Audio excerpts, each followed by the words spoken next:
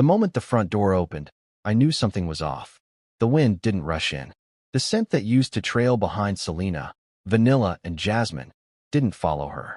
Instead, what entered was cold, sharp, foreign. She walked in like a stranger, like someone who'd taken a tour of our life and decided it wasn't worth keeping intact. Her heels clicked against the hardwood like a countdown I hadn't been warned about. I stood near the mantel, pretending to organize the stack of unopened mail, but I felt her presence before I saw her face. My body recognized the shift in temperature, the silence before a strike. She wasn't alone. Behind her, tall and smug, was a man in a tailored navy suit with a pocket square too perfect to be accidental. His hand rested lightly on her back, too familiar to be professional. He didn't even glance at me when he entered, like I was the help or a fixture on the wall. And then, there was the child. A boy, maybe 7 or 8. Big brown eyes. Small frame. He clung tightly to Selena's hand, but his steps were unsure, like even he knew he didn't belong here. My heart tightened in my chest. Not from jealousy, not even from heartbreak, but from the kind of realization that reshapes your memory in real time. Suddenly, every late flight, every weekend conference, every don't wait up, came back in high definition. The puzzle had never been missing pieces. I just hadn't seen the full picture. Selena didn't offer an explanation. No apology. No preamble. Just a flat, rehearsed statement that cut like a blade. Sign these divorce papers and leave. She held them out like a waitress offering a check I hadn't ordered. Her voice didn't tremble. Her hand didn't shake. She was cold, clinical, distant. Everything about her screamed, "This has already been decided. You're just catching up. This is our house now," she added. Our. I almost laughed. Not because it was funny, but because it was absurd. I opened my mouth, then closed it. My eyes scanned her face for some trace of the woman I married, the one who used to leave notes in my laptop bag, who once cried when we planted Braxton's first tree in the backyard. But she wasn't there. Or maybe she never was. Maybe I just projected warmth where there was only calculation. I didn't take the papers. Not yet. I looked past her to the boy again. His gaze darted around the room, curious and confused. His fingers fidgeted with the hem of Selena's coat. And then Braxton stepped forward. He'd been quiet the whole time, sitting on the staircase, earbuds dangling, hoodie half-zipped. I thought he was just watching TikToks. But no, he was watching this. All of it. He walked down slowly, his sneakers soft against the wood. He didn't say anything right away. Just stood between Selena and me. Then, with deliberate calm, he reached into his backpack and pulled out a thick paperback book. He held it up, not to me, but to her. "Mom," he said. Just that. One word. But the weight in it, it was everything. Hurt. Shock. Finality. "You really don't know, do you?" The room changed.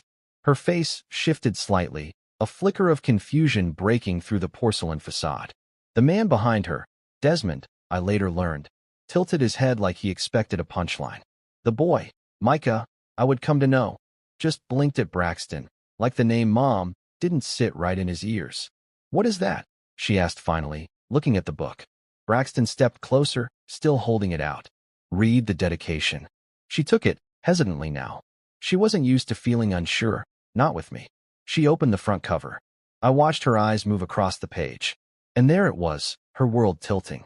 Her lips parted, but no sound came out. "To the woman who taught me how to lie, and to the son who taught me how to tell the truth." Her fingers gripped the spine tighter. She flipped through pages, fast at first, then slower.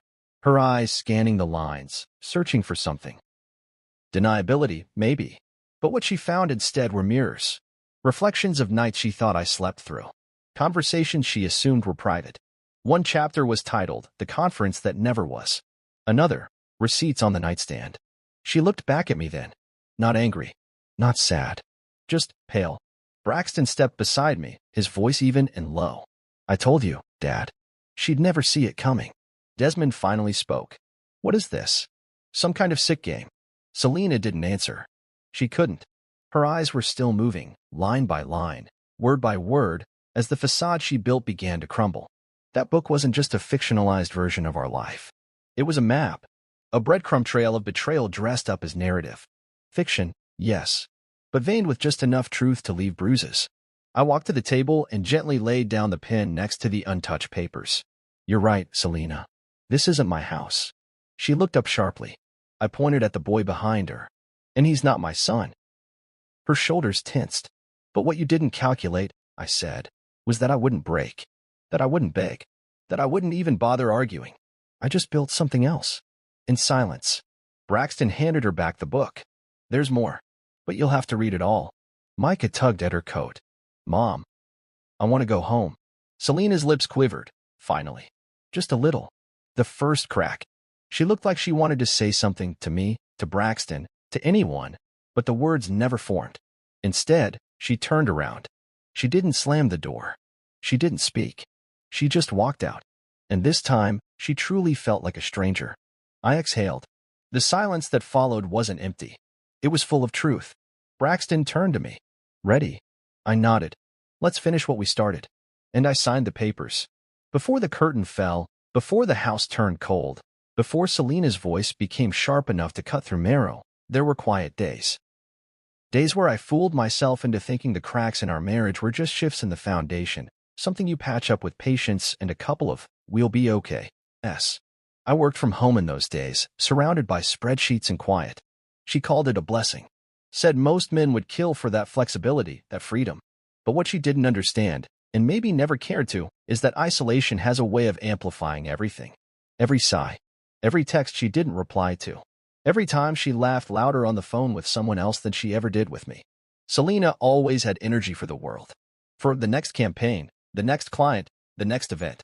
Her career in marketing seemed to swell overnight. Suddenly she was constantly traveling, always networking, always wrapped in late dinners and early flights.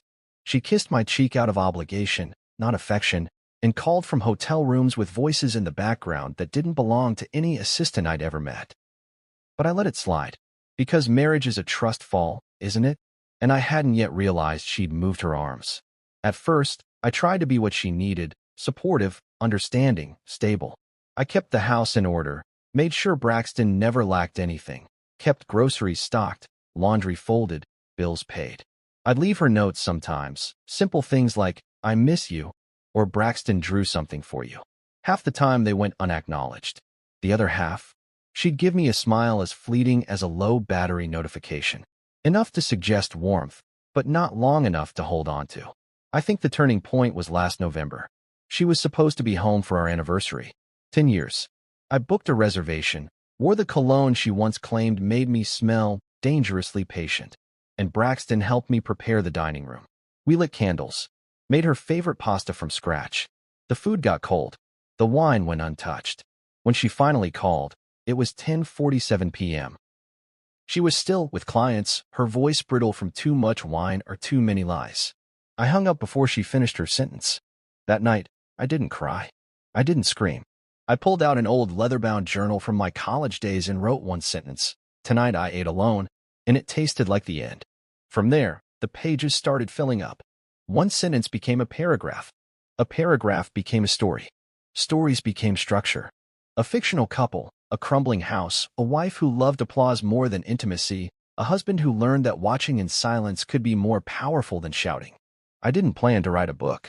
I was just trying to make sense of the emotional debris Selena left behind every time she left the house. But each entry started stitching clarity into the chaos. I began to see her not as a partner who was overworked, but as a person actively building a life I wasn't invited to. I started to observe not just her, but everything. Her language changed. Her tone, sharper. Her wardrobe, more curated. Her schedule, less flexible. There were new perfumes I didn't buy. Chargers for phones I didn't own. Restaurant receipts that didn't match any meetings she mentioned. At first, I told myself I was being paranoid. That no marriage could thrive if one person started playing detective. But the problem wasn't that I looked, it was what I found when I did. So I kept writing. I invented a character named Lena, a woman beloved in public and cruel in private. I gave her a husband who swallowed betrayal like pills. And I bled the truth into fiction. Quietly. Purposefully. I encrypted dates and locations into the narrative places Selena had claimed she'd never been. Conversations I remembered word for word. One entry was based on a voicemail I found deleted on her phone, her giggling voice saying, "You always know how to pick the right wine. Des." The kind of giggle that used to be mine. I started using pseudonyms. I created burner emails and joined writers' groups online. Not to share, Not yet. But to study. Structure. Tone. Pacing. How to write revenge not with rage, but with restraint. Braxton noticed, of course. He's sharper than he lets on. One night he peeked over my shoulder and read a paragraph. "This sounds like Mom," he said. I didn't lie. It's inspired. He sat on the floor beside me and didn't say anything else. Just stayed there. He understood more than he let on.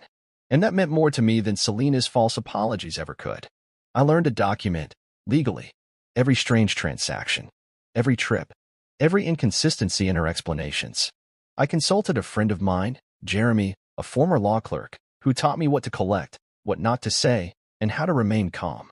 He told me, if she's got a head start, you don't chase. You outpace her. Quietly. So I did. The journal transformed.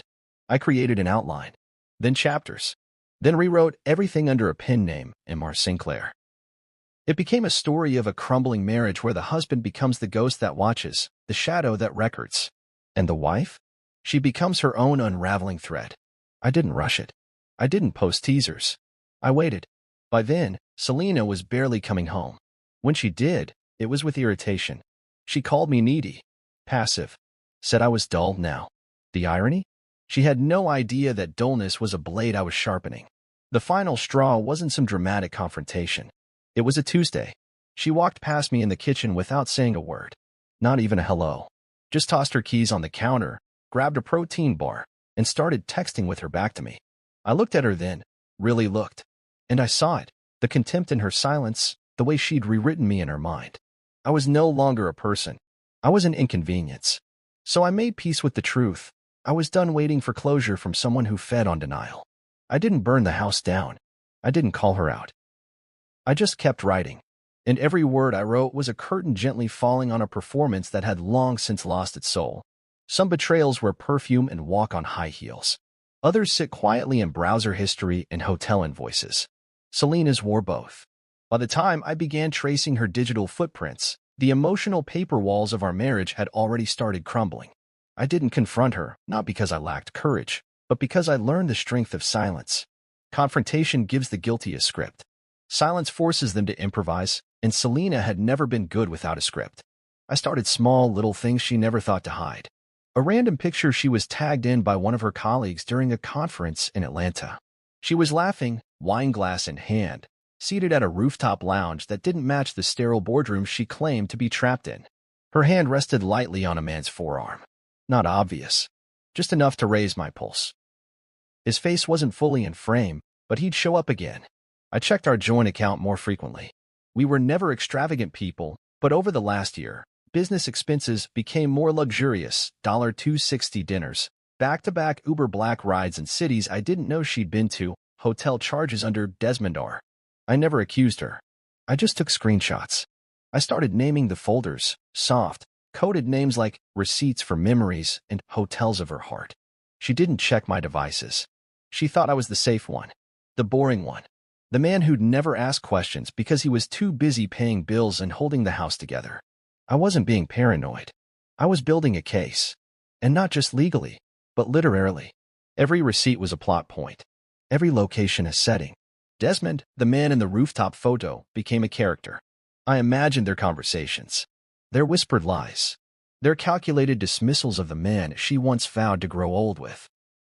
I wrote them into the narrative of my novel. I gave them aliases, but the details remained unaltered. Hotel names. Room numbers. The exact time she claimed to be stuck in traffic or delayed at the airport.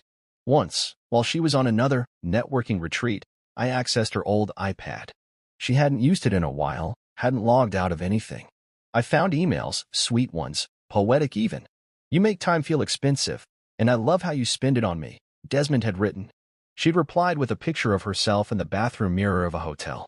The same bathroom I found on the Marriott Bonvoy app linked to our account. I remember staring at the screen, my reflection faintly visible behind it in the glass of our kitchen window. I wasn't even angry, just numb. Like watching someone walk into traffic after you'd warned them 10 times. I didn't tell Braxton. Not yet. He was 16, smart, thoughtful, but still my son. I needed to be sure before I exposed him to the rot beneath the floorboards of our home. So I watched more closely. I started asking Selena's subtle questions, feigning interest. How was the conference? What panel did you speak on? Her answers were vague, rehearsed. Once, she even forgot the city she'd told me she was in. Said Boston when she had previously mentioned Chicago. I just nodded. I had already bookmarked both hotel charges, 2 different rooms, 2 different dates, both with Desmond's name. One night, I followed the GPS on her car from my phone. I'd installed a tracker years ago when we worried about safety, and she never impaired it. It wasn't paranoia. It was foresight. She told me she had a client dinner. Her car stopped in front of the Hotel Belcourt downtown. I waited, watched, took pictures from across the street. 20 minutes later, Desmond arrived. They walked in together, not touching, but in sync, like people who had already touched enough for one night. Still, I didn't confront her. I walked home, pulled out my laptop, and opened a new chapter. Check-in for 2. My therapist, back when I had one, once said I internalized things too deeply, that I needed to vocalize betrayal or risk letting it calcify. But what she didn't understand was that some betrayals are too sharp for speech. Writing was the only way I could bleed without making a mess. I created fictional versions of everything I discovered. I made Selena's character smarter, colder. I made Desmond's character a little more polished, more dangerous. And I made my character quiet, but unrelenting. A man who weaponized memory with ink instead of fire. I didn't want revenge through confrontation. I wanted preservation through precision. A story she couldn't escape because it wasn't yelled in a moment, it was built over months. The more I wrote, the more detailed I became. I embedded timestamps, phrases she'd used, even the brand of wine glasses in their favorite hotel suite. And always, I kept my tone even. Not bitter, just honest. The kind of truth that lingers long after someone turns the page. I didn't just write the book. I registered the copyright, bought the domain name for the pen name, hired a designer for the cover, and worked with a freelance editor to polish the manuscript. It felt dangerous, exhilarating, like I was taking pieces of my pain and setting them to music only I could hear. All the while, Selena kept lying, kept walking in late, kept smelling like a stranger. She didn't know I knew about Micah, the child. That discovery came quietly, tucked inside a Facebook post from Desmond's sister. Can't believe Micah is already 7. Time flies. The caption sat below a photo of the same boy who'd later walk into my house holding Selena's hand.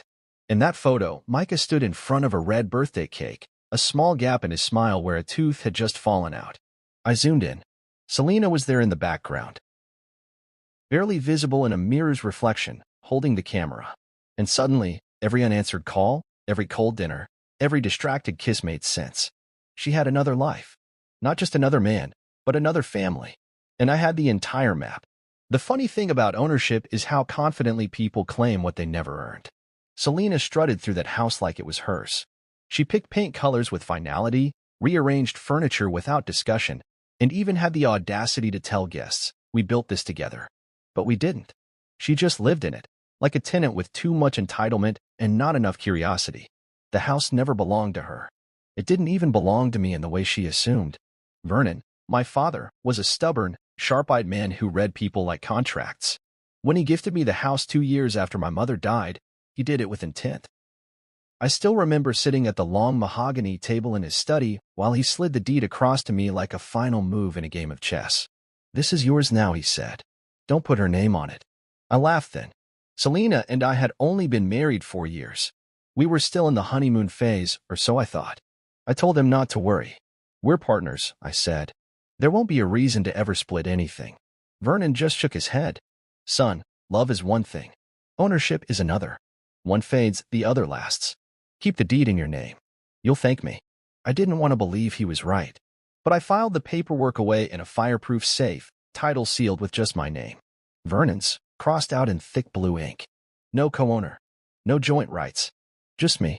Selena never asked to see it. Never questioned the silence around the mortgage because there was none. Vernon had paid it off before signing it over. She assumed marriage meant shared property, that "what's mine is yours" applied without needing ink or effort. And I let her believe that. Not out of deceit, but out of peace. Some truths don't need to be spoken until they're useful. I remember the way she walked around that house in the early days, high off her own illusion. She remodeled. I stepped forward and dropped a second envelope beside the first. "That one's for you, Desmond. Adultery compensation. Civil damages. Your name's in the evidence folder too. Hotel surveillance texts. Nothing criminal, but enough to be costly. His face fell. The arrogance cracked. He looked at Selena like he'd just seen her for the first time. And it wasn't flattering. "Jesus, Selena," he muttered. She turned on him. "Oh, don't you dare." But it was too late. The power had shifted. "I don't need a fight," I said. "I just needed the truth to be permanent." Braxton picked up the original envelope and handed it back to her. "You can keep this," he said. "It doesn't matter anymore." Micah stepped toward the door, ready to leave before his mother caught up. Selena stood frozen, holding two documents in her hands. One legal, one literary, both damning. And for the first time since the unraveling began, she looked lost. I opened the door. "This time, leave like a guest," I said. "Because that's all you ever were." And she did. She tried to reclaim the moment by pretending she still had control. Even after walking out of my house with Micah's small hand wrapped around her fingers and Desmond trailing behind like a confused intern, Selena must have believed there was still a way to clean up the mess. That somehow, with the right spin, she could reshape the story, reframe herself as misunderstood instead of exposed. But fiction, when braided with truth, becomes a mirror that won't let you lie to yourself anymore. And she never saw it coming. 2 days after that confrontation, the book started spreading beyond Amazon. A niche book review blog reposted an excerpt from Chapter 6, "The Curtain Never Rose." It detailed a woman who used marketing jargon to sell lies to those closest to her, a woman whose performance offstage destroyed more than her career. The comments exploded. "I know this woman. Is this based on real events? Who hurt you, M.R. Sinclair?" Some readers thought it was satire. Others knew better. The truth wasn't screaming, it was humming under their skin. Selena called me again that Friday. I didn't answer. She left a voicemail, her voice brittle, restrained. "You had no right," she said. "You think you've won something, but you haven't. This is malicious." She didn't deny anything. Not once. That told me everything. Braxton and I watched the rise unfold like spectators at a slow-motion landslide. Within a week, the book had reached number 3 in drama. Then number 2. People dissected the lines, compared characters to public figures. One particularly sharp Reddit thread unearthed her old vlogs, speculating that Lena from the novel bore too close a resemblance to Selena Cade, the digital strategist from Atlanta. They weren't wrong. They were just the first wave. Then came the fallout. Selena's employer, an edgy, image-obsessed marketing firm called Pulse Nova, prided itself on clean optics and integrity-driven branding. They put a pause on her projects the moment her name began trending alongside the words "fictional affair." An HR investigation opened. Not because of the book alone, but because someone from her team, perhaps the same assistant she once bragged about, submitted an anonymous tip linking internal misconduct to real-life behaviors described in the story, especially the parts involving Desmond. Desmond, as it turned out, had his own cracks. His executive profile listed achievements he hadn't earned, bonuses that hadn't been approved, several contracts where his signature appeared, except one of them belonged to someone on maternity leave when the signature was supposedly given. His fraud didn't just come to light, it blazed. Within 10 days of our confrontation, he was fired from his firm. Quietly. No press release. Just gone. And with him, the last fragments of Selena's credibility. She emailed me then. No legalese. No performance. "Julian, I don't even know what to say. How did it come to this?" I didn't reply. She knew how it came to this. She lit the match. All I did was build a book out of the ashes. The real panic must have set in when she discovered the book wasn't just a one-off. Because that same week, a mid-tier streaming platform picked up the animation rights. Braxton and I signed the deal together. He sat beside me in his hoodie, arms crossed, pretending to be disinterested until they mentioned his storyboard sketches being used in the pitch deck. He nodded slowly, like he'd just agreed to something far bigger than revenge. "Will she try to stop it?" he asked as we left the meeting. I shook my head. "She can't. Everything is protected. There's nothing libelous. No names. Just her reflection." Still, she tried. Selena had her lawyer send a cease and desist letter to the publisher. They ignored it. Their legal team reviewed everything, and the message they sent back was surgical. Client has no legal grounds to assert harm from fictionalized content that is protected under the First Amendment. If you wish to pursue litigation, be advised that discovery will include subpoenas for all parties named in the manuscript's research logs. She went quiet after that. Braxton came home one afternoon from school, phone in hand, and said, You need to see this. It was a video, one of Selena's old Instagram lives. A Q&A she'd done months ago, before the book released. She was talking about her career, relationships, and balance. I've always believed in honesty, she said on the recording, smiling at the camera, wine in hand. When I love someone, I give everything. I've never been the type to cheat or lie. He paused the video. You think she remembers saying that? She does now. A few hours later, the book's ratings surged again. There's a particular kind of pain that comes from being seen as disposable by someone you once built your world around. But there's also a quiet, unmistakable satisfaction in reclaiming your story. Selena didn't just lose control, she lost the illusion of being untouchable. And she hated that. A week after Desmond's firing, I received an envelope addressed by hand. No return address. I opened it carefully. Inside were two things, a single-page letter and a photo of Micah, him sitting on a bench, eyes tired, face turned slightly to the side. The letter was short. I never meant for it to get this far. He's confused. He misses me when I'm not with him, and he doesn't understand why things feel heavy. Maybe someday he'll read your book and understand the weight we gave him. See? There was no apology. Just that. She still couldn't say the words. Braxton came into the room while I was staring at the photo. He sat across from me and said, "She's trying to soften it." Yeah, I said.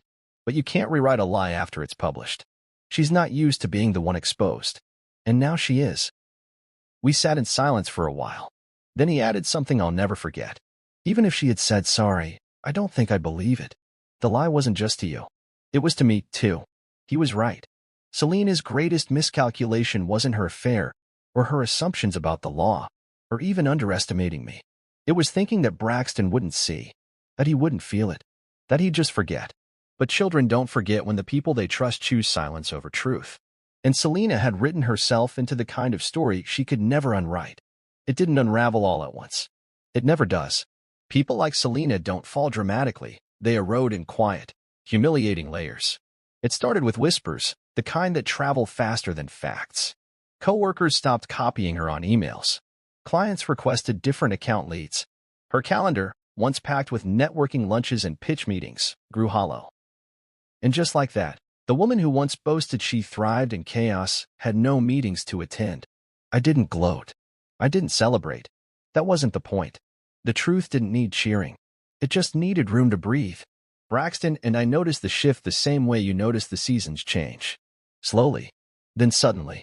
Pulsnova officially terminated her 2 weeks after the book peaked at #1. Their statement was diplomatic. We have decided to part ways with Selena Kate in order to realign with our evolving brand values. But anyone who could read between the lines, and there were thousands now, knew the real reason. One too many screenshots. Too many overlaps between the fiction she called slander and the real-life choices she couldn't scrub away. Desmond didn't fare much better. Fired without fanfare. The bonus fraud? Documented. HR departments don't play defense for long when the numbers stop adding up. Turns out he'd been funneling perks through a dummy vendor account.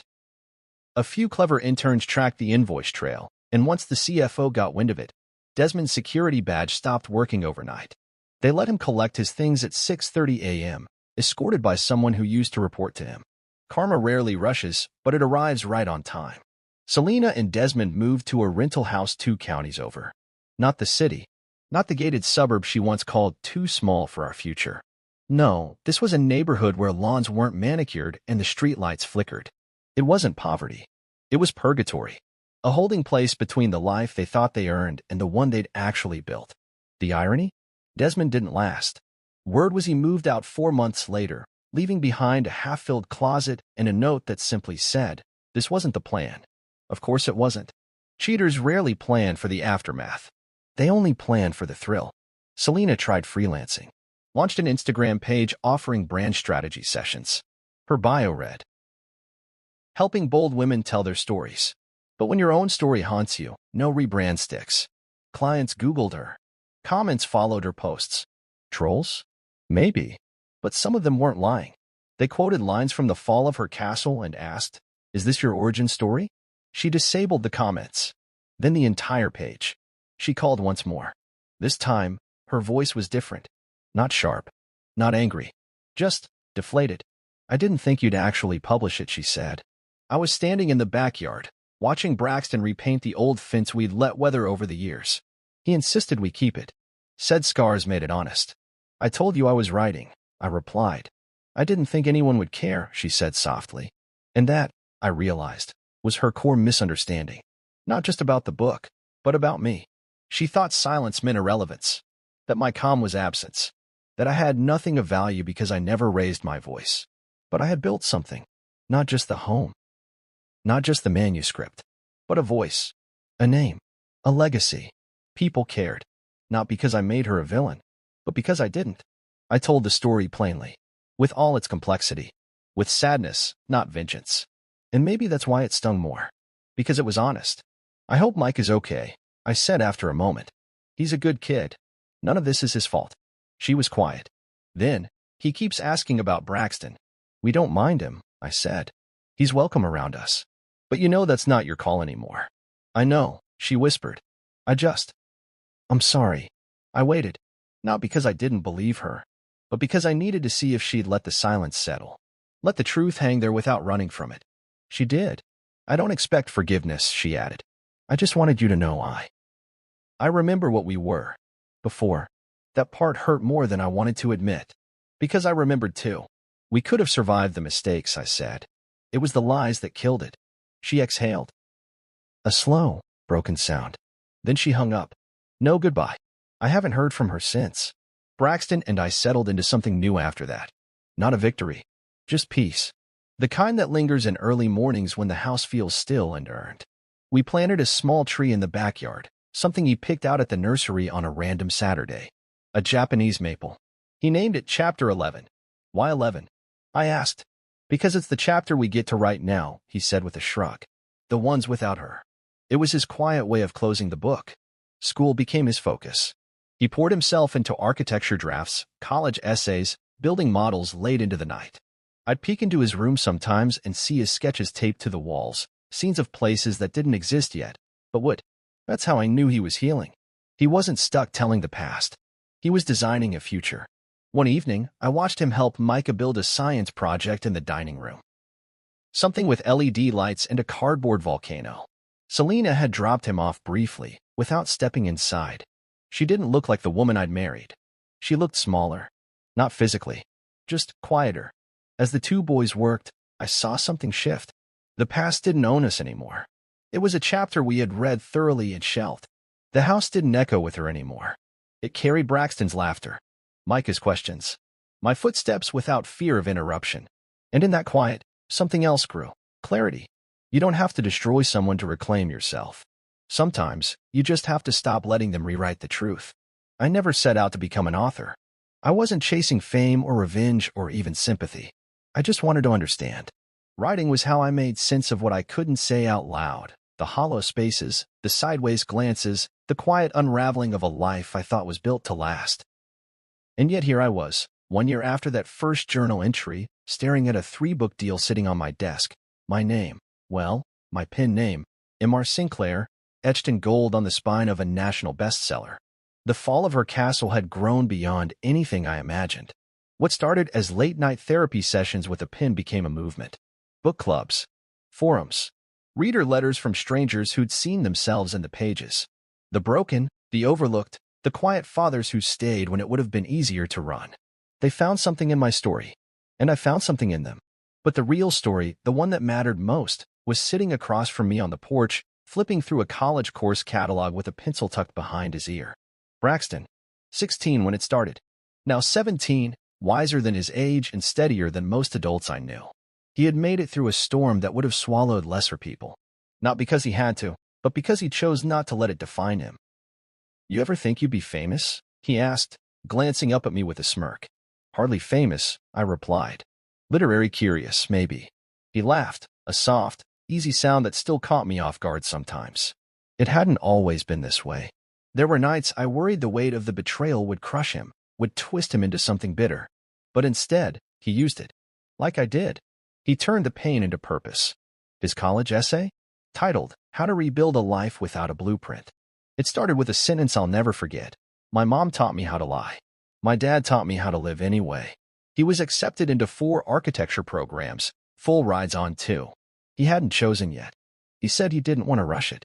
He wanted the decision to feel like home. You know what's weird? He said, tapping the edge of his folder.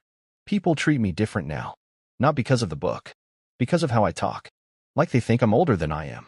I looked at him. That's because you are. Most kids your age don't go through what you did.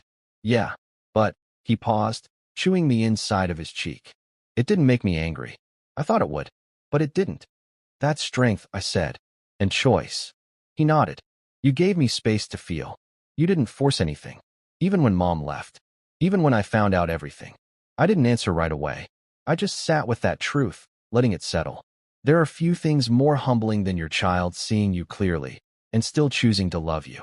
I reached over and picked up a copy of my second book, fresh off the press. The Phoenix Parent. If the fall of her castle was about betrayal and loss, The Phoenix Parent was about healing and rebuilding. I didn't change my style, still fiction, still veiled. But this time, the fire gave way to light. It was dedicated to fathers who stayed, mothers who chose better, children who deserved honesty. And it told a new story. Of rising, of reclaiming, of not being defined by the people who broke you. Braxton had drawn the cover art. A man kneeling next to a boy, both silhouetted by a golden skyline built out of broken bricks. His idea, his hand, his vision. He picked it up now, flipping through pages like it was just another book. But I could tell he was reading pieces of himself in the margins. "What's next, Dad?" he asked, glancing at me again. I thought about it. About the years ahead. The quiet mornings that would come once he left for college. The empty seat at the dinner table. The silence.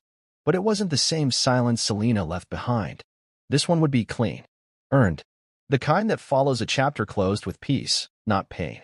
Maybe something about a boy, I said slowly, who helped his father remember how to fight. Not with fists, but with words. With truth. Braxton smiled. Sounds like a good one. It's already happening.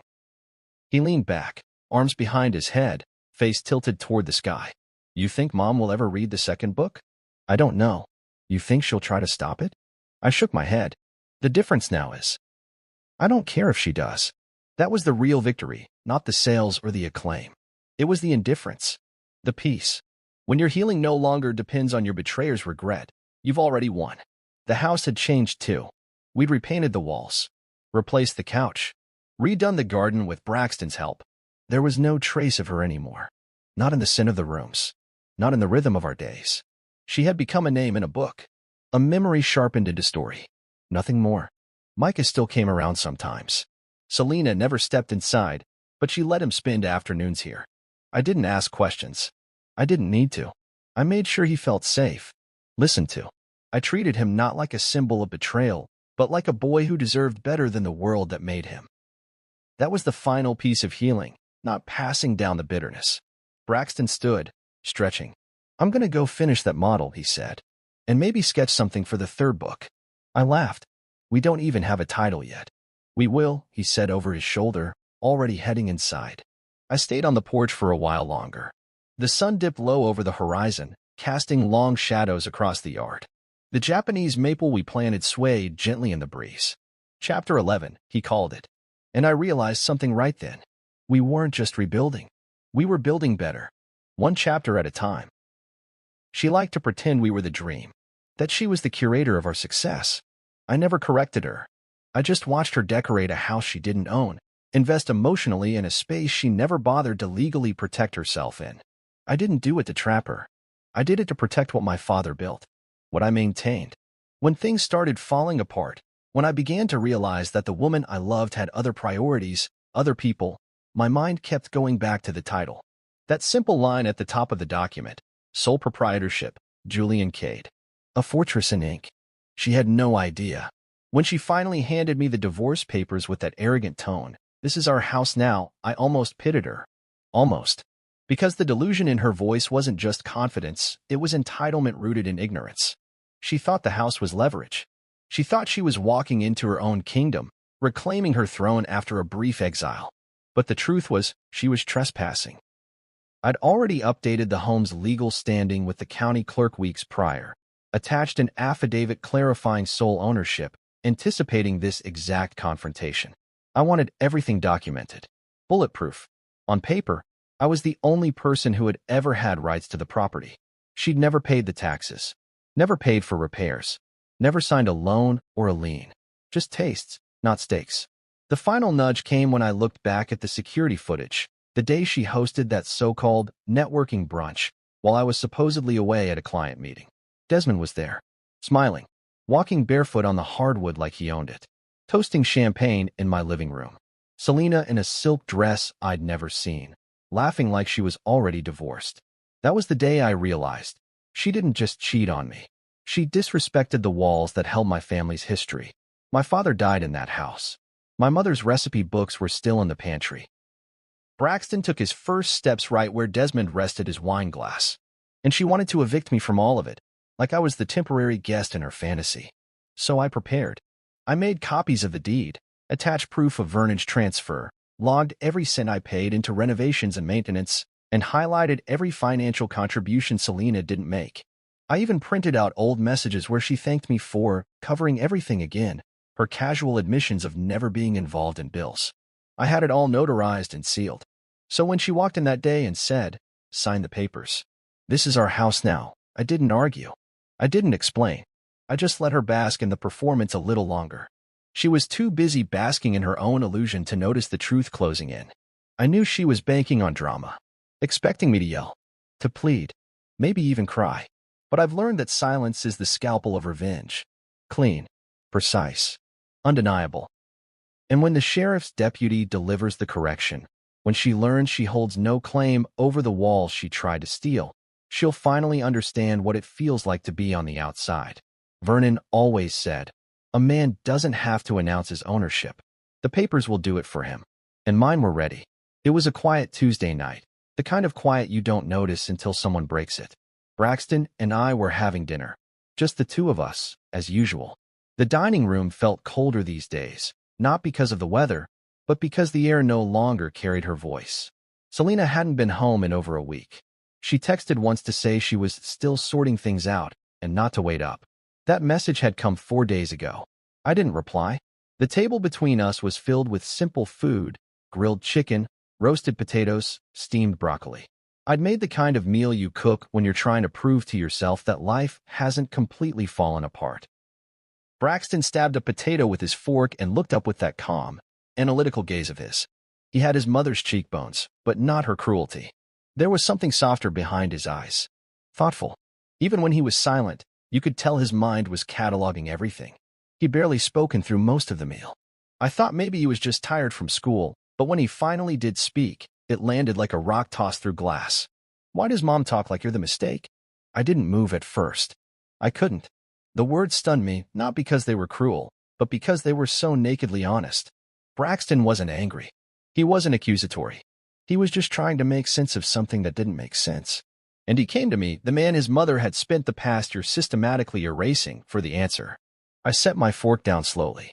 The clink of metal against porcelain felt louder than it should have. What do you mean? I asked, carefully. Braxton leaned back in his chair, not defensive, just thinking out loud.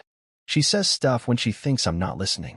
Like, your father just doesn't get it, or he was always too small for my world. She told Aunt Val that she wasted her best years on you. She acts like being your wife was some kind of charity. I closed my eyes for a moment and breathed in through my nose. I had expected many things from Selena, but hearing she'd weaponized her tongue against me in front of our son, that cut deeper than any betrayal in a hotel room ever could. She's rewriting the story, I said after a pause, trying to justify her choices to herself. It's easier to paint me as a failure than admit she walked away from something good. Braxton didn't respond right away. He just nodded slowly, then pushed his plate aside. He reached into his backpack, which he dropped near the sideboard when he got home from school, and pulled out a thick, printed stack of pages bound with a black binder clip. I found this in your drawer last week, he said, sliding it across the table to me. My throat went dry. I recognized it immediately, the fall of her castle. My manuscript. The raw, unfiltered version. I hadn't planned to let him see it until he was older, until things settled, until I could explain every page, every metaphor. But he'd already read it. His eyes said as much. You wrote about her, he said softly. But you didn't make her the villain. Not exactly. I didn't want to make it about revenge, I told him. I wanted to write the truth. Or at least my version of it. The story of a man who gave everything and watched it get thrown away. Not because he was weak, but because he believed too much. Braxton tapped the edge of the manuscript with his fingers, his brows furrowed in quiet thought. There's a scene in here. Chapter 9. Where the son calls the mother out at the dinner table and reads her emails in front of everyone. That was fiction, right? I hesitated. Some of it. But it came from a real place. A wish, maybe. He looked up then, his voice firmer. What if it didn't have to stay fiction? I stared at him.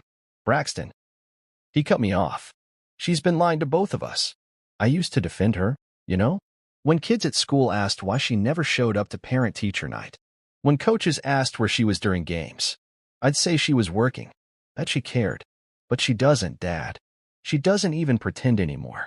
I watch my son, 16, tall for his age, still carrying a trace of baby fat in his cheeks, but already so clear-eyed, and felt something I hadn't in a long time, a shared mission.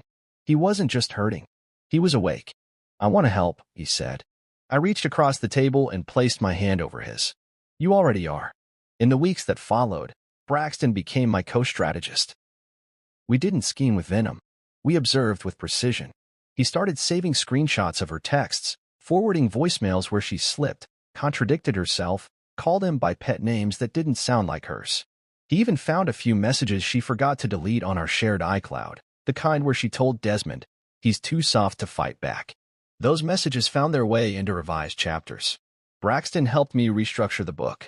He suggested changing character names for legal safety, disguising timelines just enough to avoid defamation. But the bones of the truth stayed intact. One afternoon, I came home from a grocery run and found him in the study, looking at self-publishing platforms. He turned around, smiling. This story's going to matter to someone, he said. Maybe not now, but someday. I believed him. He started drawing 2 storyboards, character art. It was his way of coping. The pain had become creative fuel for both of us. He even sketched a mock cover. A crumbling castle in silhouette, a boy holding a lantern at the gates, and a faceless queen walking away from it all. I stared at it for a long time. That's not just a cover, I said. That's a warning. Braxton nodded. To moms like her. The house, once thick with unspoken tension, began to breathe again. Our dinners weren't quiet anymore. They were filled with brainstorming sessions, plot rewrites, laughter. Yes, laughter. The kind that makes you feel like life is still in motion, still worth molding. Selena hadn't returned yet, and when she finally would, she'd come home to a very different house. Because now it wasn't just my story. It was ours. The email from her lawyer came on a Wednesday. I was in the middle of prepping Braxton's college application checklist when the notification dinged softly on my laptop. The subject line was simple: divorce terms, client, Selena Cade. I already knew it was coming. Selena wasn't the type to leave anything messy that might get her hands dirty. She wanted the illusion of control, right down to the ink on paper. I clicked it open. No spousal support. No property division. Full custody, full of Braxton. And, in bold, client asserts Mr. Cade is emotionally unstable and unfit for continued parental responsibility. I sat back in my chair, the air in the room thinning for a moment as I read the sentences again. Not because I didn't believe she'd say those things, but because seeing them in legal form was like watching someone etch betrayal in stone. There were no disclaimers. No gray. Just a neatly formatted attempt to erase me from my own life. Unstable. Obsessive. Selena's narrative was being constructed like a brand campaign. I could see it: career woman fights to reclaim her home and protect her son from the husband who lost himself. She probably rehearsed it in front of a mirror. She always did, like her stories polished. But here's the thing about branding: truth doesn't need polish. I didn't respond immediately. I forwarded the email to my own lawyer, Janelle. She was sharp, calm, and had already read early chapters of my manuscript under confidentiality. She knew the stakes, knew the truth, knew Selena's image was more costume than skin. By that afternoon, we were sitting across from each other in her office, the divorce packet open between us. Janelle sipped her tea, glasses perched on the bridge of her nose. She's going for the scorched earth approach, she said, flipping pages. She thinks this is chess, I muttered. She's mistaken. This isn't chess. This is documentation, Janelle replied, tapping the binder I'd handed her. Inside were printouts of hotel receipts, photos, emails, and all the breadcrumbs I'd been collecting for months. The next morning, we filed a response. A countersuit with attached affidavits, 3 notarized statements from friends and neighbors confirming my stability, proof of sole ownership of the house, and, most critical, evidence of infidelity.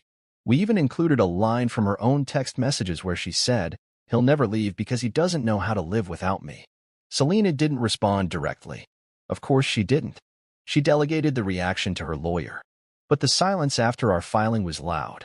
3 days passed without a word. Then 4. On the 5th day, Janelle called me with a smile in her voice. Her lawyer called in a panic, she said. Apparently, Selena never told him about the affair. He sounded surprised. Very surprised. I leaned back in my chair and exhaled slowly. She's losing grip. She tried to delay. Wants more time to respond. I told them we're fine with that, as long as it goes on record that you rejected her initial offer and filed with documentation. The court will take note. She thought I'd be too hurt to push back. She thought wrong. It was the first time I smiled in weeks. Not because I was vindictive, but because I was finally being seen. Not just as the man Selena wanted to cast aside, but as the man I actually was. The man who had built the home, raised the child, supported the dream she left behind. She'd gambled on the assumption that silence meant weakness, that because I hadn't fought back publicly, I was incapable of fighting at all. What she didn't know was that silence can be strategic. I hadn't said much because I was listening, watching, building. Braxton, of course, was already 10 steps ahead. He'd made a folder of every suspicious social media post she'd ever made, comments under Desmond's pictures, location overlaps, captions that only made sense in hindsight. He was methodical, quiet, sharp. I started calling him my co-author in more ways than one. "Do you think she'll drop the custody thing?" he asked one evening as we sat on the back patio. I shook my head. "No, not yet. She's too proud." "But the evidence," he trailed off. "She's not operating on logic," I said. "She's operating on image.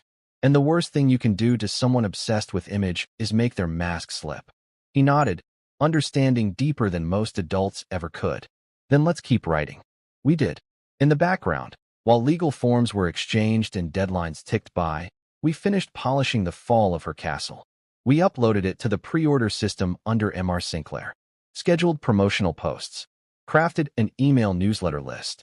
Quiet, precise, strategic, no slander, no real names, just facts woven into fiction. Then, a week later, it happened. Selena called me directly for the first time in months. No warning, just her name lighting up my screen like a flare in the night. I answered, curious. "You really want to do this?" she said, skipping any greeting. "This spectacle?" "What spectacle, Selena?" "You know what I mean," she hissed. "The book, the lawyer, the countersuit." "You started this," I replied calmly. "You made assumptions and moved pieces without asking who was still at the board." There was a pause on her end, just long enough to hear her breathing change. "You were supposed to disappear quietly, and you were supposed to be smarter." She hung up. No reply, no threats, just silence again. But this time, the silence was mine. The doorbell rang at exactly 4:17 p.m. I remember the time because I had just finished marking the latest shipment of The Fall of Her Castle with Braxton's help. We'd stacked the author copies neatly in the hallway, both of us quiet and focused, like we were preparing for a storm we already knew we'd survive. When the chime echoed through the house, we both looked up, but neither of us moved right away. It was as if the sound carried a weight, a message. I knew who it was before I even opened the door. She returned like she expected applause. Selena stood there on the front porch in a beige trench coat, sunglasses perched in her perfectly styled hair, like this was a reunion and not a confrontation. Beside her stood Desmond, same slick back hair, same smug expression that told me he'd never really earned anything, just found ways to look like he did. But it was the boy standing between them that made everything slow for a second. Micah. Small, alert, and unsure. He clutched Selena's hand, but the grip didn't look mutual. He wasn't leaning into her for comfort. He was just attached by default, like a kid stuck in a place he didn't choose. Selena didn't smile. She didn't soften. Her chin lifted like she was stepping onto a stage. "Sign the papers," she said. Her voice was clipped, rehearsed, almost bored. "Your time here is done." Braxton stood a few feet behind me, arms crossed. He said nothing, but I felt the weight of his presence like a second spine holding me upright. This wasn't just my moment, it was ours. I stepped aside just enough to let the edge of the door swing open. "This is still my home, Selena." Her eyes scanned the hallway behind me, pausing just long enough to catch sight of the books stacked by the stairs. I saw something flicker in her gaze. Recognition, maybe. Or confusion. Desmond's attention was elsewhere, probably checking for threats that weren't there. The man looked like he had rehearsed his hero pose in the mirror, as if standing tall in another man's doorway somehow made him legitimate. "I don't have time for your performance," she said, brushing past me. She crossed the threshold like it still belonged to her, like the memories hadn't soured into something else. Desmond followed, but slower, eyes scanning the walls, the furniture, the energy in the room. Micah hesitated. For a moment, he looked up at me, then down at his feet. That kid knew something. Not everything, but enough. Selena walked straight to the living room, dropped the manila envelope on the coffee table like it was a crown decree. "You're going to sign today, and we're going to make this clean." I didn't speak. I didn't have to. Braxton stepped forward, silent as ever, and placed the book on the table. The Fall of Her Castle, author name bold across the front, M.R. Sinclair. It was poetic, really. The envelope of demands and the book of truth, side by side like opposing weapons on a battlefield. Selena stared at the book. Her brow creased. "What's this?" Braxton didn't blink. "You don't know." She picked it up, flipping to the back cover, then to the first page. Her fingers moved slower now. Her breathing changed. It wasn't just a book. It was a mirror. Desmond leaned over her shoulder. "Is that supposed to be you?" he asked, chuckling. "Looks dramatic." Braxton finally spoke. Calm. Even. Like he was narrating her downfall one sentence at a time. "It's fiction. Mostly. Names changed. Details. Not so much." Selena's hands tightened on the spine. "Top 5 in drama on Amazon," Braxton added. "And there's more coming. Animated adaptation next year. Scripts in pre-production." Selena opened her mouth like she was about to argue, but Braxton wasn't done. "There's a chapter about Micah," he said, tilting his head. "Not by name, of course. But the hotel receipts? The overlapping business trips? That voicemail you forgot to delete? It all lines up. Quietly. Elegantly. The truth wrapped in fiction so well that even the lawyers said it was compelling." She stared at him like he'd just spoken in another language. And then it hit her. She flipped to the dedication. She hadn't noticed it before, but now it stared her in the face. "To the woman who mistook silence for surrender. And the boy who reminded me to speak again." Her knees stiffened. Her jaw clenched. "You published this?" she said to me. I nodded. "A month ago. You used our life. My name, my son. Your decisions." I cut in, wrote this. I just told the story. She turned to Desmond, as if expecting him to back her outrage. But he just shifted uncomfortably and took a half step away, like someone realizing too late that the ship they jumped onto was already sinking. "I can sue you," she snapped. "This is defamation." Braxton laughed under his brea.